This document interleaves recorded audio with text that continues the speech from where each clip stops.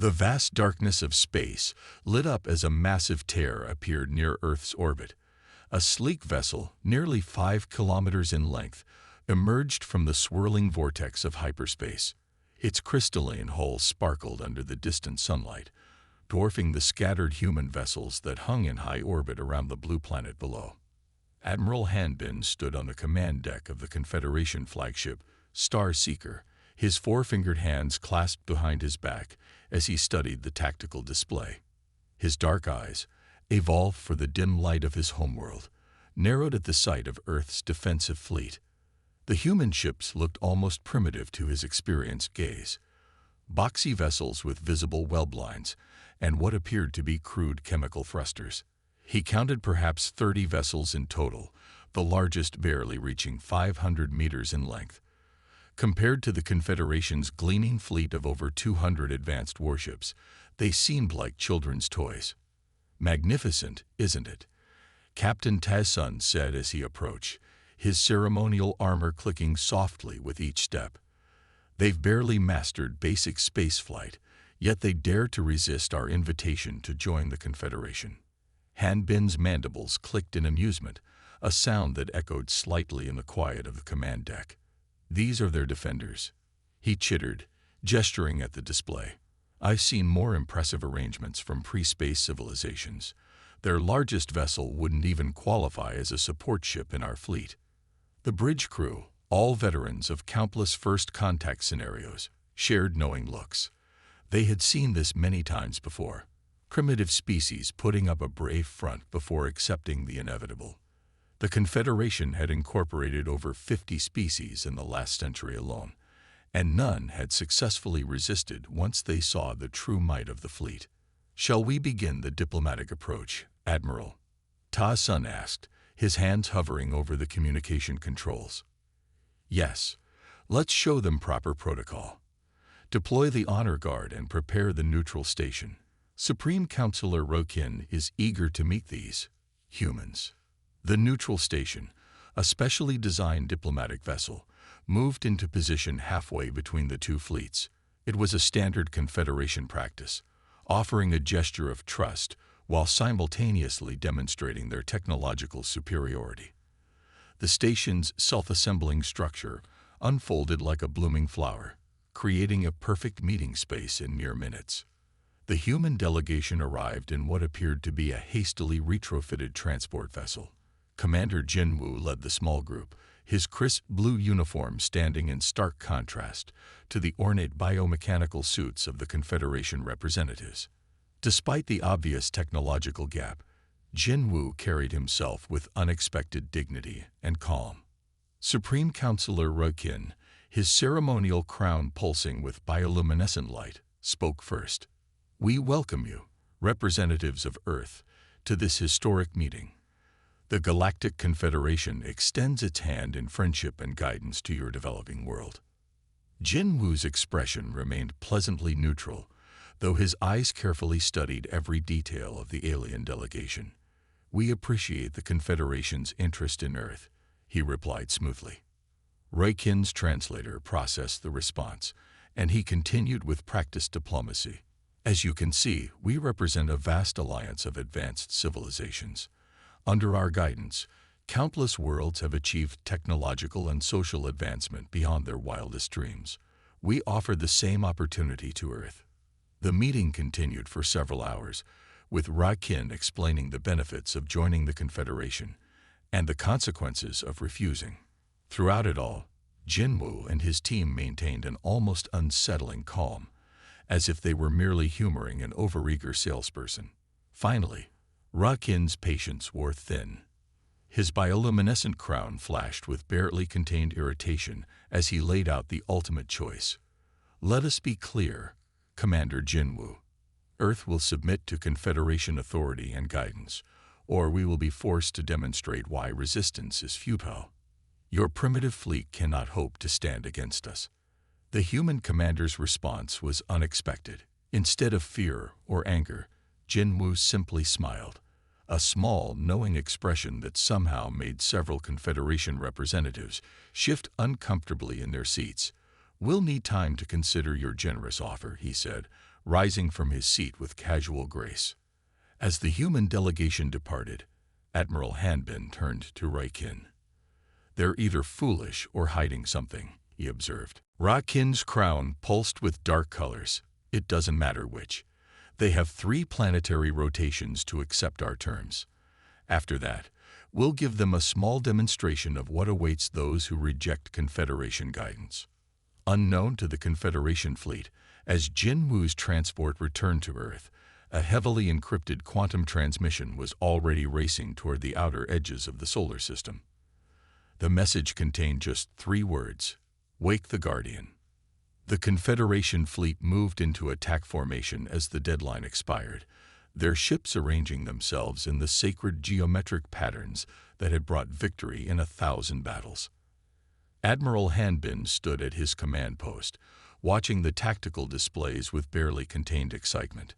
After 3 days of silence from Earth, it was time to teach these primitives their place in the galaxy. "All ships report ready," Captain Ta Sun announced, his fingers dancing across the control surfaces. "Weapons are charged and targeting systems are locked on their defensive platforms." Hanbin raised his hand, savoring the moment. "Begin the warning strike. Target their orbital infrastructure first. Let them watch their primitive achievements burn." The first volley of plasma torpedoes streaked across space, their brilliant blue trails forming beautiful patterns against the darkness. The human defenders had mere seconds to react, but what happened next caught the Confederation fleet by surprise. Captain Maire's voice crackled across all frequencies as her ships burst into action. The supposedly primitive human vessels demonstrated maneuverability that seemed impossible for their design, rolling and weaving through the incoming fire. 3 of Earth's orbital platforms were hit and destroyed, but the others activated previously hidden shield systems that deflected the plasma impacts. "Interesting," Hanbin mused, his mandibles clicking thoughtfully. "They'd been holding back some capabilities. No matter, proceed with the main assault." The space between the fleets erupted into chaos as hundreds of Confederation ships engaged their engines, their superior numbers darkening the stars.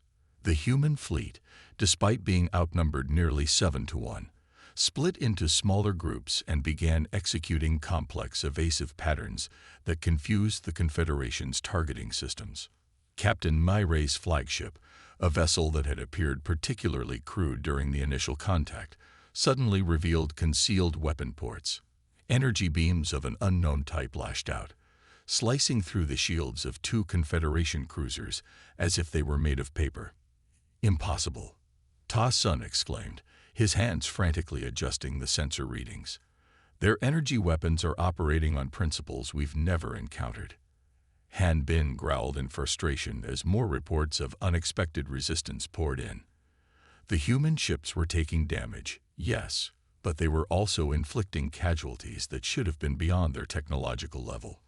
More concerning were the strange patterns of their retreat. Instead of falling back to defensive positions around Earth, they were spreading out in seemingly random directions. "Admiral," Ta Sun called out, his voice tense, "I'm detecting unusual encrypted transmissions from the human vessels. They're being broadcast toward the outer solar system, but I can't break the coding. It's unlike anything in our database."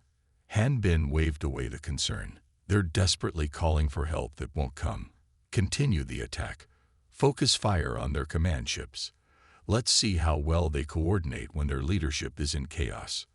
The battle continued for several hours, with the human fleet gradually giving ground while maintaining their bizarre movement patterns. Several Confederation ships reported their targeting systems were becoming less effective, as if the humans were generating some kind of interference field that grew stronger over time. "Sir," Ta Sun persisted, "something about this feels wrong. Their retreat isn't random. They're positioning themselves according to some pattern we can't recognize, and those transmissions are getting stronger." "Let them run," Hanbin declared, his voice filled with contempt. "It will make their submission all the sweeter. They're merely prolonging the inevitable." But deep in the back of his mind, a small voice of doubt began to whisper. The humans were fighting too well, retreating too methodically. Their ships, despite their crude appearance, were demonstrating capabilities that shouldn't have been possible for their level of technology. And those strange transmissions. "Continue pursuit," he ordered, pushing aside his concerns. "They can't maintain this resistance forever. Soon they'll learn why no species has ever successfully resisted incorporation into the Confederation." As the battle entered its 6th hour, the human ships suddenly accelerated in perfect synchronization, their engines flaring with unexpected power as they pushed toward their predetermined positions. The encrypted transmissions reached a crescendo, and for a brief moment, the Confederation's most sensitive instruments detected a faint response from somewhere in the darkness beyond Neptune's orbit. Captain Myre's voice came across the command channel one final time, carrying a tone that sent chills down Han Bin's spine. "Thank you for your patience, Admiral. The test is complete. Now shall we begin the real demonstration?" The massive bulk of the Confederation assault carrier, Thunder's Edge, emerged from hyperspace, leading a fleet of 300 additional warships. Fleet Commander Sunha stood on his command bridge, his tall frame casting a long shadow across the tactical displays as he reviewed the battle reports from Admiral Han Bin's initial engagement. "Most peculiar," he muttered, his crystalline eyes reflecting the holographic data streams. "How did such a primitive species manage to inflict 12% casualties on our advance fleet?" The bridge crew worked silently around him, coordinating the arrival of the reinforcement ships. Outside the armored viewports, Earth hung like a blue jewel against the blackness of space, seemingly peaceful despite the ongoing conflict in its orbit. Lieutenant Yanji approached with a stack of data crystals, her ceremonial armor making soft chiming sounds as she walked. As the Confederation's senior intelligence officer, she had spent the last several hours analyzing the human fleet's behavior patterns. "Sir," she said, plugging one of the crystals into the main tactical display, "I've noticed something disturbing about the enemy's movements. Watch this simulation." The display lit up with a time-lapse recording of the previous battle. The human ships moved in what appeared to be a chaotic retreat, but when Yanji applied certain analytical filters, patterns began to emerge. "Their retreat isn't random," she explained, highlighting several key formations. "They're positioning themselves according to some predetermined strategy. The problem is, we can't determine what that pattern means. It doesn't match any known combat doctrine in our database." Sunha leaned forward, his face illuminated by the shifting patterns. Could they be preparing for reinforcements? "Our long-range scouts have detected no sign of additional human forces," Yanji replied. "But there's something else." She switched to another data crystal. "Our deep space sensors are picking up unusual gravitational readings from beyond Neptune's orbit. They're faint, but they're growing stronger." The bridge fell silent as the implications sank in. The Confederation had conquered dozens of species, but none had ever displayed such calculated behavior in the face of overwhelming odds. The humans were clearly planning something, but their strategy defied all conventional military logic. "Sir," a sensor operator called out suddenly, "the human fleet is moving again." The tactical display updated in real time, showing the Earth vessels executing another series of precise maneuvers. Each ship moved with perfect coordination, as if following steps in an elaborate dance. More encrypted transmissions pulsed toward the outer solar system.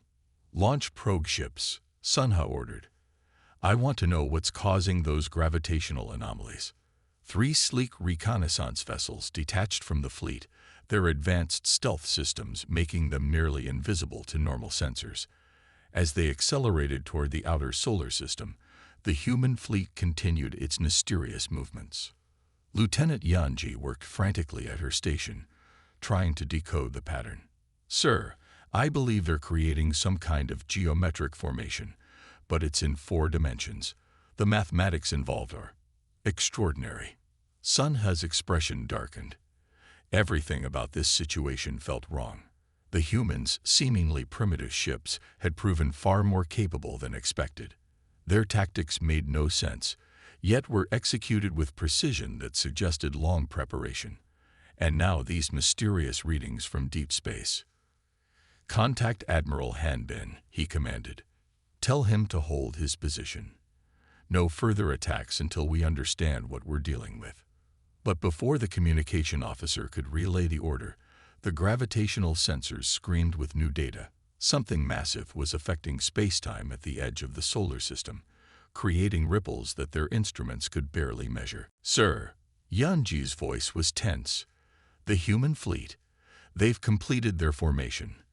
And those gravitational readings, they're not natural. Something out there is moving. Something big." In the cold darkness beyond Neptune's orbit, ancient machinery began to awaken.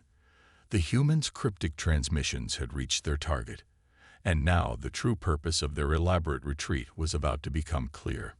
Fleet Commander Sunha stood at his command post, watching the sensor readings with growing unease. For the first time in his long military career, he felt a sensation he had almost forgotten. Fear. "What have we stumbled into?" he whispered as the gravitational anomalies continued to grow stronger. The quiet tension on the Confederation flagship's bridge shattered when sensor operator Jaiho's hands froze above his control panel. The young alien's eyes widened as he stared at readings that defied everything he knew about physics. "Sir," his voice trembled slightly, "something's coming through. Something big. The gravitational readings are off the scale." The void beyond Neptune's orbit began to twist and distort, as if reality itself was being torn apart. The Confederation's most advanced sensors overloaded and shut down, unable to process what they were detecting. A massive hole in space-time ripped open, its edges glowing with energies no one in the fleet had ever seen before. "Impossible," Fleet Commander Sunha whispered, watching as something emerged from the dimensional tear. At first, it appeared as just a dark shape against the stars, but as it continued to emerge, the true scale of the object became apparent. The vessel that appeared dwarfed everything in known space. It was larger than most moons, its hull composed of materials that seemed to absorb and redirect light in ways that shouldn't be possible. The Confederation's entire fleet, over 500 ships strong, looked like specks of dust before its massive bulk. Captain Maire's voice suddenly echoed across all communication channels, carrying a note of pride that made the Confederation leader's blood run cold. "Presenting the TES Aegis, humanity's first-generation seed ship and guardian vessel. We thank you for your patience during our assessment of your intentions." The massive ship's systems began coming online, sections of its hull lighting up in patterns that resembled constellations. Energy readings from the vessel exceeded anything the Confederation's instruments could measure. Smaller ships, each still larger than the Confederation's biggest cruisers, began emerging from previously invisible bays along its length. Lieutenant Yanji's voice shook as she reported, "Sir, that vessel, its construction materials aren't in any of our databases. The energy readings suggest technology thousands of years beyond our most advanced theories. This isn't possible." The human fleet, which had seemed so primitive just hours before, suddenly altered their formation. Hidden panels slid away from their hulls, revealing weapons and systems that had been perfectly concealed. Their previous retreat had positioned them perfectly to support the massive vessel's arrival. "Now then," Maire's voice came again. "Shall we discuss the terms of our cooperation? The Aegis has been monitoring your civilization's expansion for some time, and we feel it's time for a proper introduction." Fleet Commander Sunha found himself unable to speak as he watched more ships emerge from the Aegis. Each one displayed technology that made the Confederation's most advanced vessels look like children's toys. The humans hadn't been retreating. They had been executing a carefully choreographed plan to trap the Confederation fleet. "Your earlier assessment of Earth's capabilities was somewhat premature," Maire continued, her voice carrying a hint of amusement. "You see, what you encountered was merely our local defense force. The Aegis represents humanity's true technological level." The massive vessel continued to move into position, its shadow falling across the Confederation fleet. Ancient engines, powered by energies beyond current scientific understanding, maneuvered the city-sized ship with impossible grace. The Aegis was built by our ancestors, Myray explained, when humanity first reached for the stars. It serves as both our seed ship, carrying the legacy of our civilization, and as guardian of this sector of space. Earth is not a primitive world seeking advancement. It is an outpost, carefully maintained to watch over developing civilizations like yours. The bridge of the Confederation flagship fell silent as this revelation sank in. They had not found a primitive species to add to their collection. Instead, they had stumbled upon something far older and more powerful than they could have imagined. As the Aegis settled into its final position, its vast array of sensors focused on the Confederation fleet, analyzing every ship, every weapon, every piece of technology. The message was clear. The balance of power had shifted dramatically, and the universe had suddenly become a much larger and more complex place than the Confederation had ever suspected. The silence on Admiral Hanbin's bridge shattered as thousands of points of light erupted from the Aegis. At first, they looked like stars being born, but as they drew closer, the truth became clear. Advanced drone ships, each one barely larger than a shuttle, poured from hidden launch bays across the massive vessel's hull. They moved with impossible precision, their formation shifting like schools of fish in space. Hanbin's mandibles trembled as he watched his tactical display fill with more contacts than the system could track. His most advanced warships, pride of the Confederation fleet, suddenly seemed as threatening as toys against this display of overwhelming technological superiority. Energy signatures are off the charts, Captain Ta-Sun reported, his voice shaking. Their drone ships are generating power levels comparable to our largest cruisers. Sir, I don't even understand how they're achieving this. The human defensive fleet that had seemed so primitive now executed a perfect transformation. Hidden panels slid away from their hulls, revealing weapon systems that had been masterfully concealed. What had appeared to be crude welds and primitive construction suddenly made sense. It had all been carefully crafted camouflage. Commander Jinwoo's voice cut through all frequencies, calm and measured. You see, Admiral, we needed to know your true intentions. The Aegis has been watching over Earth since our ancestors first settled here. Your arrival was not unexpected, merely disappointing. The drone swarms continued to deploy, forming complex geometric patterns around the Confederation fleet. Each formation created overlapping fields of influence that the Confederation's sensors couldn't penetrate. They were being caged in by technology so advanced it might as well have been magic. Our primitive fleet, as you called it, Jinwoo continued, was designed specifically to appear unthreatening. Every weld line, every apparent flaw, was carefully engineered to present exactly the image we wanted you to see. We've had millennia to perfect the art of appearing harmless. Admiral Hanbin watched as his mighty fleet, over 500 ships strong, found itself completely surrounded. The drones had created a perfect containment sphere, while the now transformed human ships held position at strategic points throughout the formation. The Aegis loomed above them all, its massive bulk blocking out the stars. Sir, Ta-Sun's voice cracked slightly.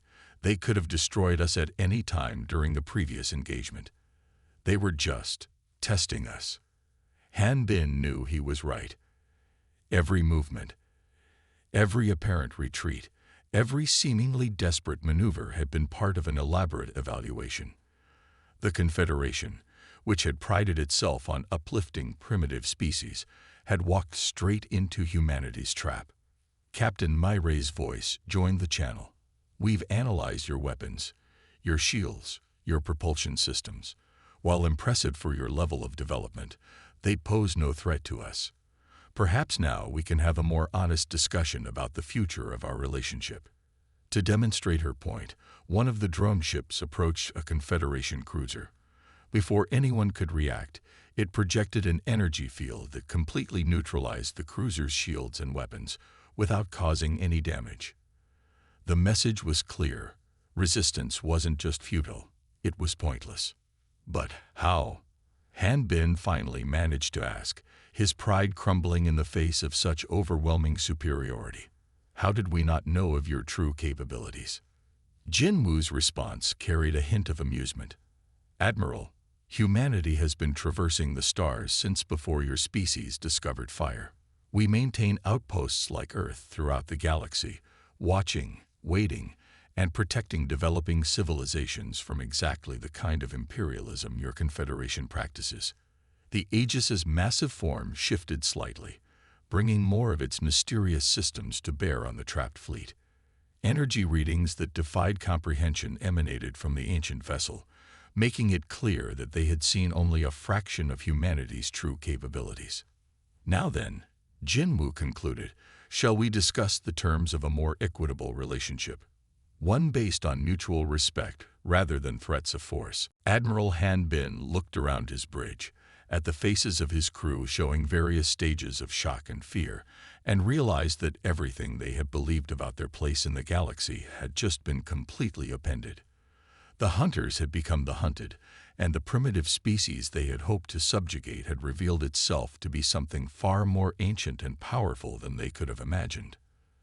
The grand conference chamber aboard the Aegis gleamed with soft, ambient light that seemed to come from everywhere and nowhere at once.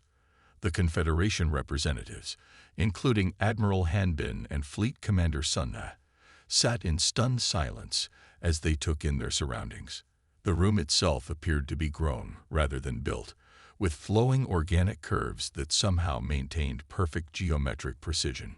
Ambassador Du Hyun stood before them, his simple Earth-style diplomatic uniform now seeming like an intentional understatement. Behind him, a massive viewing window showed the Earth floating serenely below, while the contained Confederation fleet hung motionless in space. "Let me tell you a story," Du Hyun began, his voice gentle but carrying naturally throughout the chamber. "It begins roughly 50,000 of your years ago, when humanity first achieved faster-than-light travel. Not from Earth, as you assumed, but from a world whose name has been lost to time. Holographic images appeared in the air around them, showing scenes from human history that made the Confederation's greatest achievements look primitive by comparison. Cities that spanned continents, ships that could traverse galaxies, and technology that bordered on the miraculous. Our ancestors spread across the stars," Du Hyun continued, "not to conquer, but to explore and understand. They encountered many young civilizations, some just beginning to grasp tools, others reaching for their own stars. And they made a decision that would shape our society forever." The images shifted to show massive vessels, like the Aegis being constructed in space. They chose to become guardians rather than conquerors. Earth was carefully selected and terraformed to serve as one of many watchposts throughout the galaxy. We maintain the appearance of a young civilization, while monitoring and protecting developing worlds in this sector. Supreme Counselor Rakin, his earlier arrogance completely evaporated, found his voice. "But why the deception? Why not reveal yourselves?" Do Hyun smiled kindly. "How does a garden grow best? Under constant interference, or with gentle guidance when truly needed. We learned long ago that civilizations must develop at their own pace, make their own mistakes, and find their own paths to the stars." New holograms appeared, showing other Earth-like worlds scattered across the galaxy. What you see as Earth's primitive technology is actually a carefully maintained facade.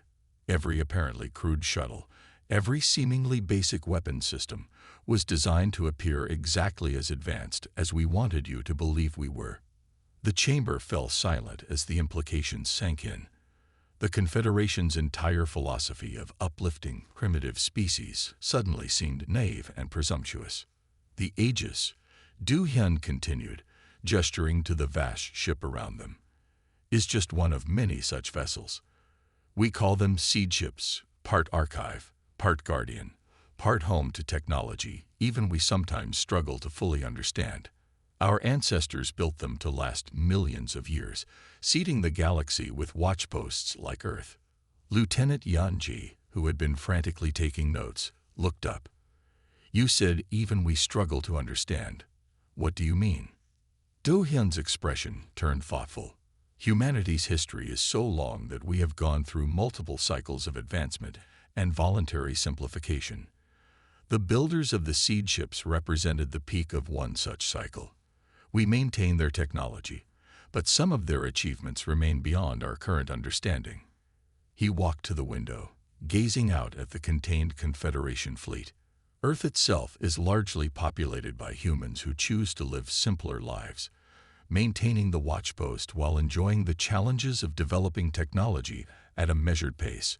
Only a small percentage of us actively serve in the Guardian fleet. The holograms shifted again, showing the true extent of human influence across the galaxy.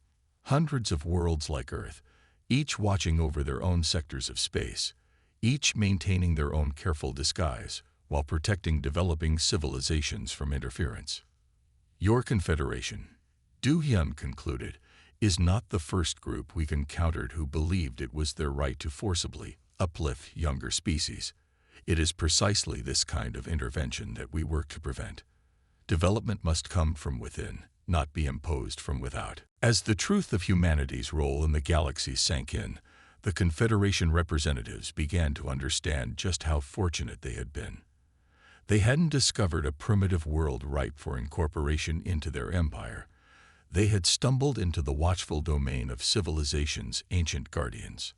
3 months after the revelation of humanity's true nature, the Great Hall of the Confederation Council bore witness to an unprecedented gathering. High Commander Sungmin, who had replaced the disgraced Admiral Hanbin, stood before the assembled representatives of 50 species. The chamber, usually filled with the proud confidence of galactic leadership, now held a different atmosphere, one of humility and careful reflection. Sungmin's voice carried clearly through the vast space as he addressed the council. The events at Earth have fundamentally changed our understanding of the galaxy. We are not, as we believed, the most advanced civilization in this sector. We are not even close. Commander Jinwoo sat in the observer's gallery, wearing his now revealed formal Guardian Fleet uniform. The simple yet elegant design carried subtle symbols of authority that the Confederation members were only beginning to understand. Next to him, Captain Myray watched the proceedings with quiet satisfaction. Our new treaty with Earth, with humanity, establishes clear guidelines for interstellar conduct, Sungmin continued. We will no longer force advancement upon developing worlds. Instead, we will learn from humanity's example of patient observation and measured intervention only when absolutely necessary. The changes were already visible throughout Confederation space. The massive fleet that had once imposed their will across the stars now moved with careful consideration of newly established boundaries. Ships that approached developing worlds were required to maintain strict non-interference protocols. Jinwoo rose to address the council, his presence commanding immediate attention. The Guardian fleet appreciates the Confederation's willingness to adapt. Your civilization has shown remarkable flexibility in the face of challenging revelations. This speaks well of your potential. The human fleet had transformed completely, no longer maintaining its primitive disguise. Their ships now patrolled openly, their advanced technology serving as both protection and reminder. The Aegis remained in the solar system, its massive form a constant reminder of humanity's true capabilities. We offer partnership, not dominance, Jinwoo explained.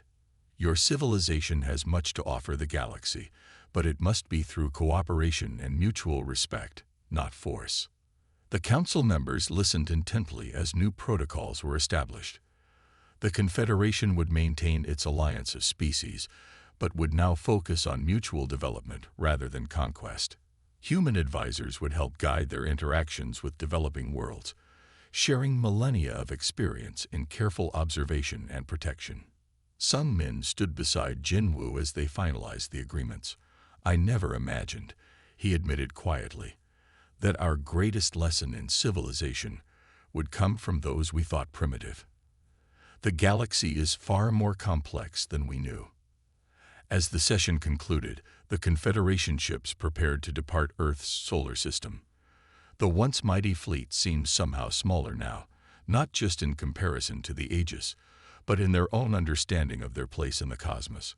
Captain Myray's voice came over the common frequency one final time. Remember this day, friends, not as a defeat, but as an awakening.